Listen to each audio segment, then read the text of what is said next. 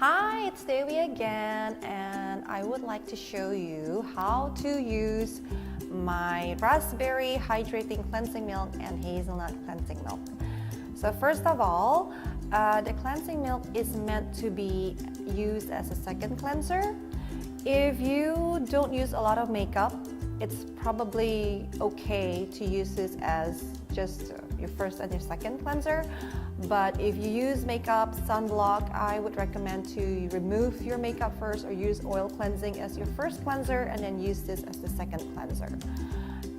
What I do with this is first I wet my skin. I personally use the raspberry cleansing oil because I have normal to dry skin.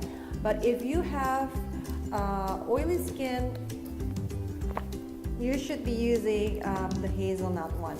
The main difference is in terms of formulation, the texture is different, similar but different. The hazelnut is more, it's less viscous, or I should say not more. This is the hazelnut, and this is the raspberry. I'll show you here. See how it's thicker, and this is more lotiony, and this is creamier. So from the texture, you can tell that, in terms of consistency, it's a little bit different. With the hazelnut, it's formulated with, I use witch hazel, and it's meant to be for acne-prone skin. So I use things like tea tree. I use, what else do I use? I use some extracts, green tea extracts that is really good for balancing your sebum. Now, whereas the raspberry one, I use papaya extract, so it has this nice, very subtle exfoliation effect from the papaya. But of course, it's nothing like AHA acid or BHA. And I also use D-panthenol. And in terms of the formulation, like I said, it's thicker.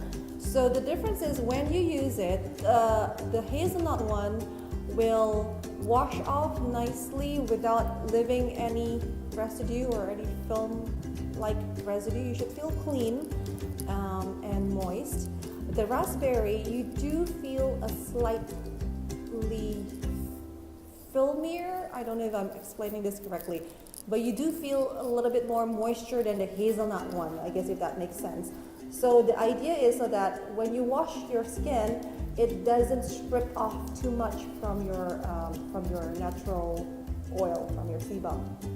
So you'll just apply it. So give it a good massage on your cheek, your neck, your nose, your eyes, your forehead, and just give it a massage, a good massage for a few minutes.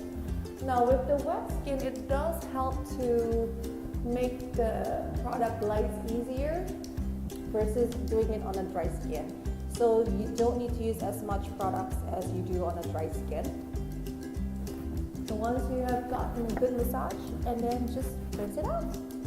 I don't like to use tissue or cotton pads to wipe it because I don't like the whole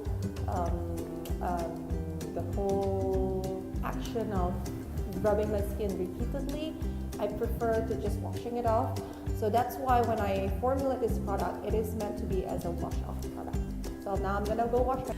So I have now washed my face. What some people like to do is they like to leave it on while they shower, wash their hair, and then wash it, say 10 minutes later, because it does make a really nice mask as well. What I do after I wash off, I just use one piece of tissue paper like this and just blot it gently, and I'm done. Now, this cleansing milk does not contain any surfactants or I guess any soaps. Don't expect any foam or bubbles because it doesn't contain that at all. I know that some people try to use more products thinking that they could at least get a little bit of some foam. There isn't any, so you don't need to use more and more products. Just the amount that I showed you is actually enough. And if you feel that it's not enough, again, it's meant to be as a second cleanser, so your first cleanser should have done most of the job anyway. And then that's it. That's all that I would like to show you with this video. Thank you for watching.